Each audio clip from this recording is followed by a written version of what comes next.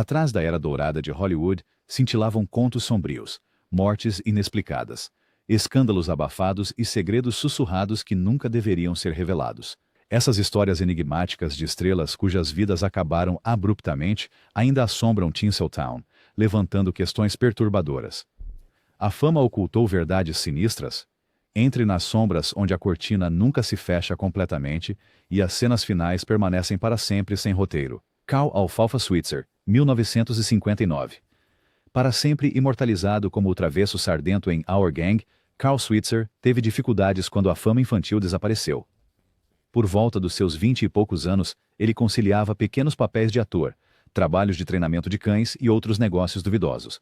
Em 21 de janeiro de 1959, Switzer e o amigo Jack Piott visitaram a casa nos subúrbios de Los Angeles de Moses Bud Stilts, um companheiro de caça que devia a Switzer $50 por uma recompensa de um cachorro perdido. Os relatos divergem drasticamente sobre o que aconteceu em seguida. Stilts alegou que Switzer, bêbado e agressivo, bateu na porta, brandiu um canivete e ameaçou matá-lo.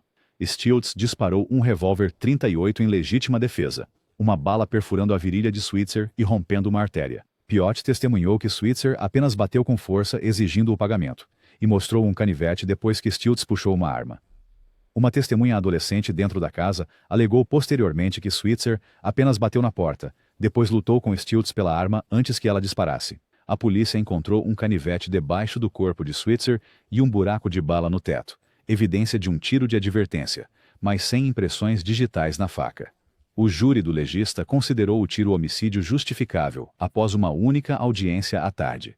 Não houve julgamento formal. Amigos insistiram que Switzer carregava a faca como uma ferramenta, não como uma arma, e recentemente havia conseguido papéis promissores em atuações, minando as alegações de que ele estava suicida ou imprudente. Stilts vendeu a casa e evitou a imprensa. Switzer foi enterrado no cemitério Hollywood Forever, sob uma modesta lápide que dizia: "Querido filho, Alfalfa." Décadas depois, pesquisadores pediram uma reinvestigação, citando relatórios policiais inconsistentes e testes balísticos ausentes. Mas as autoridades recusaram. O caso já estava encerrado há muito tempo. Assim, um menino que uma vez fez milhões rirem, morreu em meio a testemunhos conflitantes. Mais uma vítima da transição implacável de Hollywood da fama para a obscuridade, onde até mesmo a verdade lutou por um papel falante. Thelma Todd, 1935. Apelidada de Hot Toddy por seu timing cômico efervescente, Thelma Todd era dona do café de 2 andares localizado acima de Pacific Palisades Surf. Em 16 de dezembro de 1935, a atriz de 29 anos foi encontrada inclinada sobre o volante de seu conversível Lincoln marrom chocolate, na garagem anexa ao café. O motor já havia esfriado há muito tempo, mas o elegante vestido de noite de Todd e o Vison ainda exalavam um cheiro de escapamento. O legista citou envenenamento por monóxido de carbono, mas contusões em seu lábio, cartilagem nasal fraturada e sangue em seu vestido sugeriam violência. Na noite anterior, Todd participou de uma festa repleta de estrelas organizada pelo diretor Roland West, seu parceiro de negócios e suposto amante. Testemunhas relataram uma briga. West queria que Todd limitasse suas festas noturnas, temendo que isso prejudicasse os lucros do café. Gangster Charles Lucky, Luciano também pairava nas margens, pressionando Todd para permitir um cassino clandestino no andar de cima. Ela supostamente o rejeitou com sarcasmo. Os investigadores notaram que a porta lateral da garagem estava trancada por fora, o que implica que outra pessoa a selou. No entanto, um grande júri considerou a morte acidental, concluindo que ela desmaiou enquanto aquecia o carro depois de ser trancada para fora de seu apartamento. Rumores circulavam de que West, em um acesso de ciúmes, a atacou e encenou a cena, ou que Luciano ordenou um assassinato da máfia para parecer acidental. Anos mais tarde, West teria confessado em seu leito de morte: "Eu matei Thelma." Embora não exista registro escrito. O café na encosta ainda está de pé, sua fachada Art Deco desgastada, suas janelas superiores eternamente observando o oceano, e o fantasma de uma loira de sorvete que nunca deu sua última risada.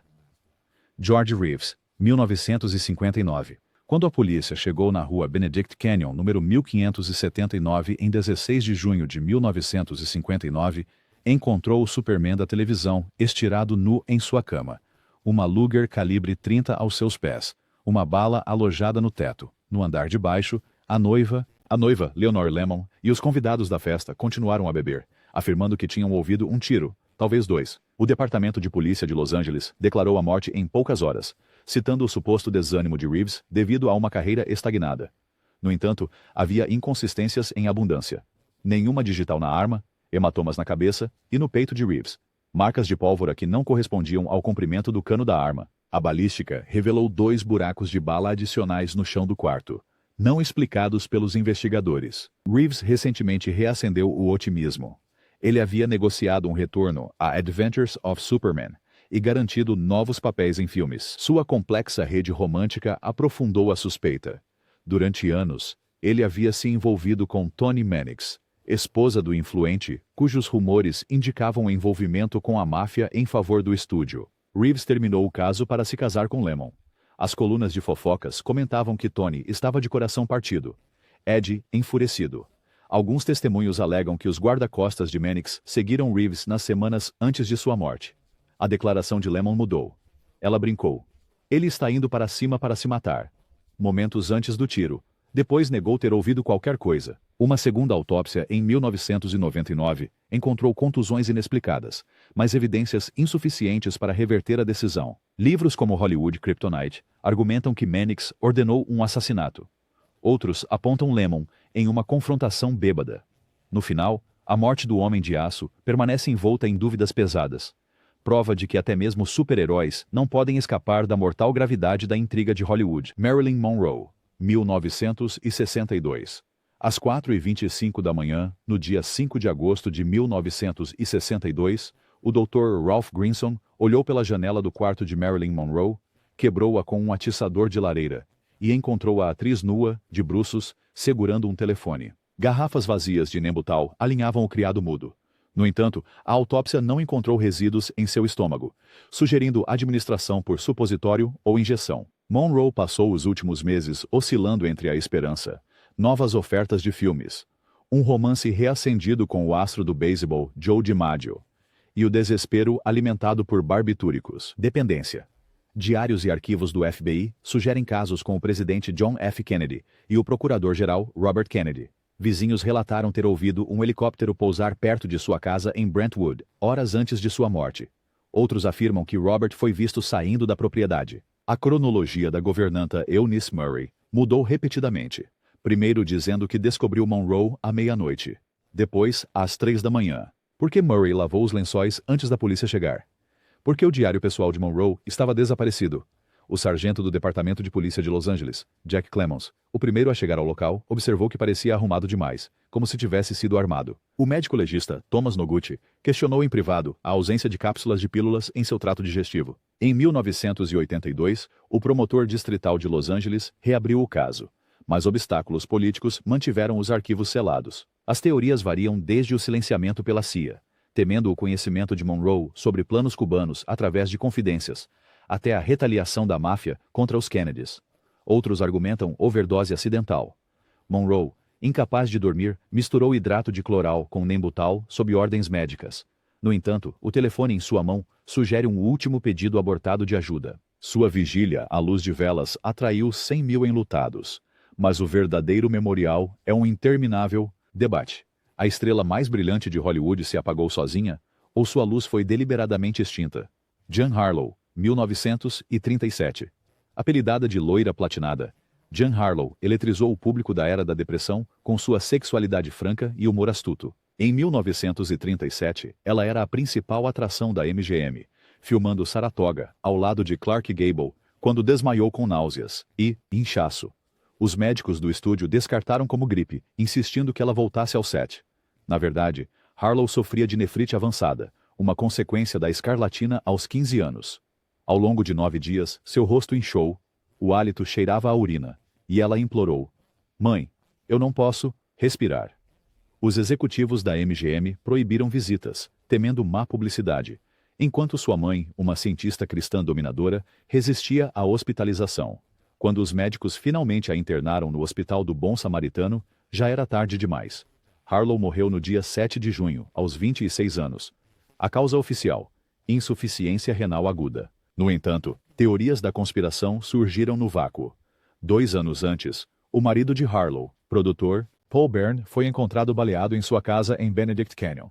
A polícia chamou de suicídio, após descobrir uma nota. A noite passada foi apenas uma comédia. Espalharam-se rumores de que a mãe de Harlow, ou o resolver de problemas da MGM, Ed Mannix, encenou a cena para proteger Harlow do escândalo sobre a impotência de Byrne, ou uma morte causada pela ex-mulher descontrolada de Byrne. Alguns acreditam que os rins de Harlow foram danificados por uma suposta surra que ela recebeu na noite em que Byrne morreu, ligando seu eventual falecimento a jogo sujo. Outros suspeitam de água sanitária tóxica para cabelo. Sua cor platinada característica vinha de aplicações semanais de amônia, Clorox e Lux Flakes, que gradualmente a envenenaram. A MGM refez Saratoga, usando dublês, e transformou seu funeral em um espetáculo publicitário, proibindo fotógrafos de capturarem sua aparência inchada. A estrela platinada foi enterrada em um vestido branco personalizado. Sua cripta, gravada com Nosso Bebê. Embora sua morte tenha sido natural, o segredo em torno de sua doença e o desfecho não resolvido de Byrne envolvem Harlow em um crepúsculo perpétuo. O anjo de Hollywood, para sempre preso entre o brilho do estúdio e a tragédia sussurrada. Elizabeth Short, A Dália Negra, 1947. Em 15 de janeiro de 1947, uma jovem mãe empurrando um carrinho por um terreno vazio em Leimert Park, avistou o que pensou ser um manequim descartado. Era Elizabeth Short, 22 anos, cortada ao meio, sem sangue, boca cortada de orelha a orelha em um sorriso de Glasgow. O assassino esfregou seu corpo, posou-o com os braços acima da cabeça, intestinos colocados sob as nádegas e colocou tufos de grama nos ferimentos. Uma encenação ritualística inédita nos anais de Los Angeles. A imprensa a apelidou de Dália Negra por suas roupas escuras e suposta afeição pelo filme noir de 1946, The Blue Dahlia. O capitão de homicídios do Departamento de Polícia de Los Angeles, Jack Donahoe, liderou 750 investigadores, entrevistou 150 suspeitos, perseguiu 60 confissões falsas. Um pacote enviado ao Los Angeles Examiner continha a certidão de nascimento de Short, um livro de endereços e notas criptográficas recortadas de revistas que zombavam da polícia. As suspeitas iniciais recaíram sobre Mark Hansen, proprietário do nightclub Florentine Gardens, onde Short ocasionalmente ficava. Ele admitiu ter rejeitado suas investidas. Em 2003, o detetive aposentado Steve Hodel apresentou evidências implicando seu falecido pai, Dr. George Hodel, no porão da mansão de Hollywood. Cães supostamente detectaram decomposição humana. A caligrafia de George correspondia às cartas da Dália. Ele tinha formação em cirurgia, e uma vez foi julgado e absolvido por incesto. No entanto, as evidências de DNA permanecem inconclusivas. Outras teorias destacam um grupo sádico de ex-cirurgiões militares, ou um vagabundo solitário. O Departamento de Polícia de Los Angeles ainda mantém arquivos importantes selados, citando o status de caso em aberto. A sepultura de Short em Oakland diz: Filha amada, enquanto sua lenda desmembrada alimenta livros, filmes e conspirações. Um enigma no ar eterno. Carole Landis, 1948. Glamurosa e generosa, Carole Landis entretinha as tropas em 2 continentes durante a Segunda Guerra Mundial, acumulando mais milhas do uso do que qualquer outra estrela. Mas em 1948, o interesse dos estúdios diminuiu, e ela iniciou um caso com o ator britânico, casado Rex Harrison. No dia 5 de julho, Landis jantou com Harrison em sua casa em Pacific Palisades. Depois se retirou para o quarto. Na tarde seguinte, Harrison a encontrou sem vida. Uma Bíblia aberta no Salmo 23 e um copo de leite ao lado da cama. O legista registrou fim por seconal. Uma nota de despedida para sua mãe dizia: Sinto muito, meu amor. Deus te abençoe. Ainda assim, surgiram perguntas. Harrison admitiu ter passado 1 hora removendo cartas de amor e telefonando para seu agente de imprensa antes de alertar a polícia. Amigos lembraram o otimismo de Landis. Ela havia assinado um novo contrato com a Fox e comprado móveis naquela manhã. O segundo bilhete desaparecido supostamente dirigido a Harrison, desaparecida. Alguns acreditam que Harrison rejeitou seu pedido de divórcio naquela noite, levando a uma overdose impulsiva. Outros sussurram que ele forneceu os comprimidos ou atrasou a ajuda o suficiente para condená-la. Os consertadores do estúdio protegeram Harrison, e os tabloides retrataram Landis como uma apaixonada decadente. Hoje, sua lápide no Forest Lawn carrega apenas seu nome de nascimento, Frances Ridst. A estrela de olhos brilhantes que impulsionou o moral dos soldados permanece ofuscada por um ato final ainda debatido em tons baixos. Dorothy Dandridge, 1965. A pioneira Dorothy Dandridge, quebrou barreiras com seu papel indicado ao Oscar em Carmen Jones, 1954. No entanto, o racismo sistêmico deixou-lhe poucos papéis depois disso. Em 1965, ela enfrentou falência, uma tentativa fracassada de retorno em clubes noturnos e a responsabilidade por sua filha institucionalizada, Harolyn. No dia 8 de setembro, seu empresário, Earl Mills, a encontrou em seu apartamento na Sunset Strip, nua no chão do banheiro, com o telefone pendurado. O legista declarou intoxicação aguda por imipramina, antidepressivo, mas não pôde determinar se foi acidental ou suicida. Comprimidos estavam espalhados, alguns dissolvidos em um copo de água. No entanto, amigos observaram que Dandridge cortava os comprimidos habitualmente para ajustar a dosagem, sugerindo um erro de cálculo. Hematomas nas canelas e uma pequena fratura no pé sugeriram uma queda antes da morte. Mills afirmou que ela lhe telefonou horas antes, animada com uma residência em Las Vegas. Por outro lado, registros financeiros revelaram que ela tinha apenas $2,14 em sua conta bancária, alimentando teorias. Murmúrios de conspiração envolvem o parceiro de negócios suspeito Jerry Rosenthal, que desviou os fundos dela e supostamente a visitou naquela noite. A polícia não encontrou sinais de arrombamento. Em 2000, um reexame das lâminas da autópsia sugeriu embolia devido a uma lesão no pé, mas a causa oficial continuou sendo overdose de drogas. As cinzas de Dandridge repousam em Forest Lawn. Seu legado brilha mais a cada ano, mas a ambiguidade de seus momentos finais persiste, um trágico final para uma carreira que Hollywood nunca deixou florescer plenamente. Bob Fuller, 1966. Em 18 de julho de 1966, o músico de rock Bob Fuller, de 23 anos, foi encontrado em seu Oldsmobile, fora de seu apartamento em Hollywood. O corpo encharcado de gasolina, rosto machucado, sangrando pela boca. O Departamento de Polícia de Los Angeles listou a morte como asfixia acidental, devido à inalação de vapores de gasolina. Os fãs não acreditaram. A banda de Fuller, Bob Fuller 4, tinha 2 sucessos no Top 40 e ele havia acabado de negociar uma turnê nacional. Fotos da autópsia revelam hemorragias petequiais e abrasões nas mãos consistentes com agressão. Testemunhas viram homens não identificados seguindo Fuller dias antes. Rumores ligaram o assassinato ao magnata de discos ligado à máfia, Morris Levy, devido a disputas de royalties ou à corrupção da polícia de Los Angeles, envolvendo o oficial de narcóticos Ed Nash. A namorada de Fuller, Melody, afirmou que ele foi forçado a entrar em um carro horas antes por 3 homens de terno. A polícia não analisou o veículo em busca de impressões digitais, nem entrevistou os vizinhos de forma completa. O irmão Randy Fuller fez campanha por décadas para reabrir o caso, citando evidências desaparecidas e coerção. Apesar das petições, o Departamento de Polícia de Los Angeles mantém o caso encerrado. O hino póstumo de Fuller, I Fought the Law, agora soa com uma profecia sombria. Um artista que desafiou interesses poderosos e pagou o preço inexplicável supremo. Ramon Novarro, 1968. Galã da era do cinema mudo, Ramon Novarro envelheceu graciosamente como um solteirão recluso, vivendo em uma mansão no estilo espanhol em Los Feliz. Na noite de Halloween de 1968, os irmãos Paul e Tom Ferguson, com 22 e 17 anos, visitaram após responder ao anúncio de acompanhante de Novarro. Na manhã seguinte, a secretária de Novarro o encontrou amordaçado com uma alcachofra com ponta de prata, pulsos amarrados por um fio de telefone, espancado com uma bengala. $5.600 estavam desaparecidos, embora a polícia tenha encontrado $44 mil escondidos na casa. Alimentando rumores, os assassinos procuravam um colar mítico de Bernstein, presente de Rudolph Valentino. Os Fergusons confessaram o roubo que se tornou homicídio, alegando que Novarro havia feito avanços sexuais. Os advogados de defesa retrataram Novarro como um degenerado predador. O júri ainda os condenou por homicídio em 2º grau, mas as sentenças foram leves: prisão perpétua com possibilidade de liberdade condicional.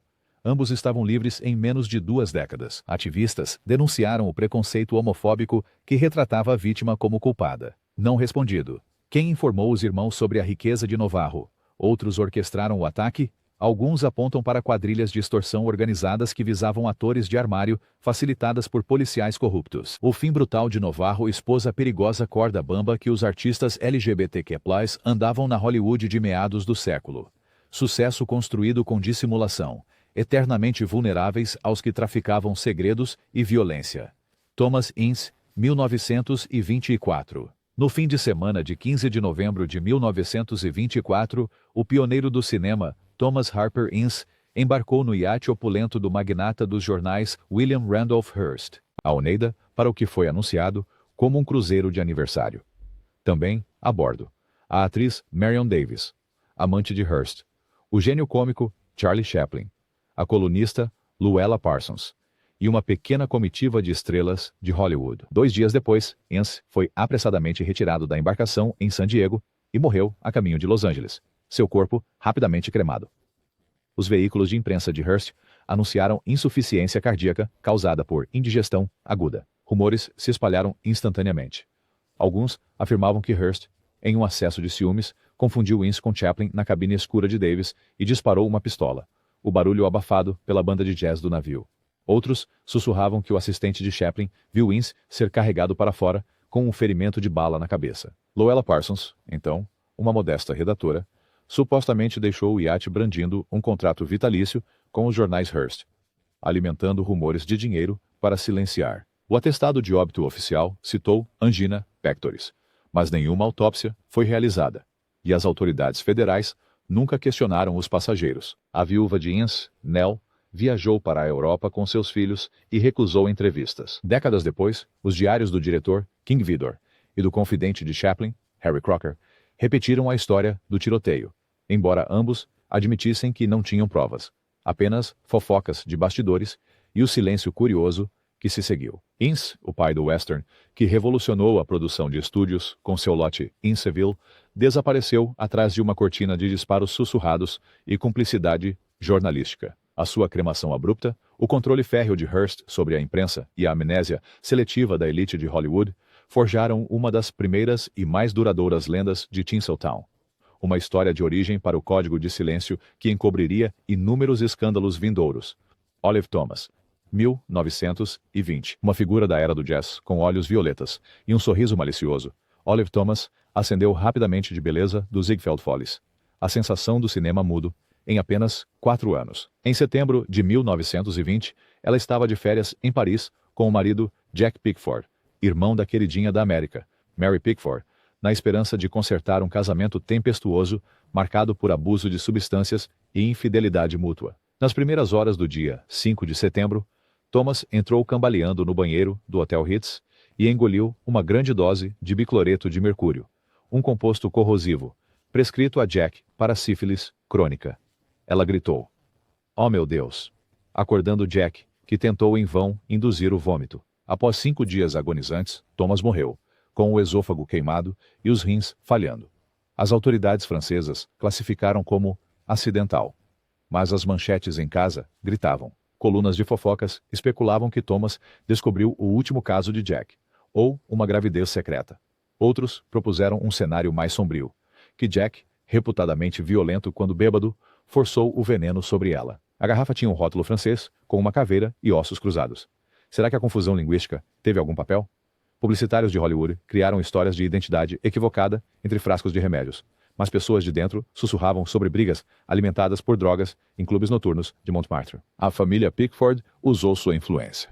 Testemunhas voltaram atrás, e um rápido inquérito absolveu Jack. Ainda assim, sussurros persistiram de que o solucionador de problemas do estúdio, Charles Eyton, facilitou o processo diplomático para evitar escândalo. O funeral de Olive, em Nova York, atraiu milhares de fãs chorosos, mas o caixão aberto revelou um rosto devastado por produtos químicos, coberto apressadamente com lírios. Seu fantasma, dizem alguns, vagueia pelo teatro New Amsterdam, onde outrora dançou. Uma figura de advertência cintilando em luz azul. Seja acidente trágico ou melodrama conjugal, que se tornou fatal, a morte de Olive Thomas se tornou o primeiro escândalo internacional de Hollywood. Prova de que, mesmo em seus primórdios, a fábrica de sonhos podia fabricar pesadelos. Virginia Rappe, 1921. Fim de semana do Dia do Trabalho. 1921. O comediante Roscoe Fatty Arbuckle organizou uma festa barulhenta na suíte 1219 do Hotel St. Francis, em São Francisco. Em meio a bebidas alcoólicas contrabandeadas e jazz, a atriz e estilista, de 26 anos, Virginia Rappe, desabou, gritando de dor. 4 dias depois, ela morreu de peritonite causada por uma bexiga rompida. A colega convidada, Maud Delmont, contou à polícia que Arbuckle arrastou Rappe para um quarto, trancou a porta e a agrediu com força brutal. Os jornais explodiram com alegações escandalosas de que o homem de 120 quilos, Estrela, esmagou Happy ou a violou com uma garrafa de champanhe. Arbuckle insistiu que ela passou mal após beber muito e que chamou médicos imediatamente. Seguiram-se 3 julgamentos sensacionais. Os 2 primeiros terminaram com júris indecisos. O terceiro absolveu Arbuckle, com um pedido de desculpas escrito e sem precedentes dos jurados. Contudo, o dano estava feito. O seu contrato de $3 milhões com a Paramount foi rasgado. Filmes proibidos, carreira arruinada. Especialistas médicos testemunharam que Happy sofria de cistite crônica e havia passado por vários abortos ilegais, tornando sua bexiga vulnerável. Mas os promotores argumentaram que o trauma acelerou a ruptura. Delmont, a principal testemunha da acusação, foi exposta como uma chantagista condenada e impedida de testemunhar no julgamento. No entanto, sua declaração inicial já havia arruinado a reputação de Arbuckle. O agente de Paramount, Will Hayes, mais tarde citou o escândalo ao impor as primeiras diretrizes de moralidade de Hollywood. Teorias da conspiração persistem. Alguns dizem que Delmont arquitetou a acusação para chantagear Arbuckle. Outros sugerem que rivais do estúdio o incriminaram para interromper seu lucrativo novo acordo de distribuição. A própria voz de Happy perdeu-se em meio aos cruzados morais e ao jornalismo sensacionalista, deixando seu destino como uma câmara de eco do poder masculino, da vulnerabilidade feminina e da nascente máquina de tabloides. 100 anos depois, a pergunta persiste. Virginia Happy foi vítima de violência, infortúnio médico ou uma difamação cínica que consumiu 2 vidas em uma manchete catastrófica? Ted Healy, 1937. Mais lembrado como o volátil vaudevilliano, que criou Ted Healy e seus estúdios. O comediante Ted Healy comemorou o nascimento de seu filho no dia 21 de dezembro de 1937 com uma noite de coquetéis no Trocadero Club de Hollywood. Ao amanhecer, ele estava inconsciente fora do seu apartamento, com o rosto machucado e o crânio fraturado. Ele morreu horas depois no Hospital St. Vincent. O certificado de óbito citou nefrite tóxica aguda, causada por alcoolismo. Mas testemunhas relataram que Healy brigou com o astro da MGM Wallace Beery, o produtor Albert Cubby Broccoli e o dono de bordel, Pat DiCicco, no estacionamento do clube. Executivos do estúdio supostamente apressaram Beery para umas férias na Europa no dia seguinte, enquanto a polícia de Los Angeles registrou declarações mínimas e encerrou o caso. O colunista Sidney Skolsky afirmou que Broccoli se gabou de ter espancado um cara, apenas para se retratar sob pressão. O legista Frank Webb inicialmente listou o homicídio, trauma contundente, mas revisou após a intervenção do reparador da MGM, Ed Mannix. Fotos da autópsia vazaram posteriormente, revelando lacerações profundas na testa, inconsistentes com uma queda simples. A viúva de Healy, Betty, afirmou que ele foi morto por capangas do estúdio, mas não tinha poder para lutar contra o sistema. Beery voltou do exílio meses depois, com a carreira intacta. DiCicco continuou socializando com gangsters e estrelas. Broccoli continuou a produzir a franquia James Bond. Enquanto isso, o nome de Healy desapareceu, ofuscado pelo sucesso esmagador dos Três Patetas, que ele uma vez foi a atração principal. Seu fim misterioso permanece como uma nota sombria na era dourada de Hollywood, quando a influência de um estúdio podia reescrever um atestado de óbito tão facilmente quanto um roteiro, e a piada final de um comediante era engolida pelo silêncio. Natalie Wood, 1981. Na noite fria de 28 de novembro de 1981, o iate Splendor, de 18 metros, balançava suavemente ao largo da Ilha Catalina, até que pânico quebrou a calma. Natalie Wood, estrela radiante de West Side Story e rebelde sem causa, desapareceu do convés em algum momento após a meia-noite. Horas depois, uma patrulha do xerife encontrou seu corpo à deriva, vestida com uma camisola de flanela, jaqueta vermelha de plumas e meias de lã azuis. O legista classificou a morte como afogamento acidental. Ainda assim, a autópsia registrou hematomas nos braços, nas pernas e no rosto dela, além de uma abrasão recente na bochecha esquerda.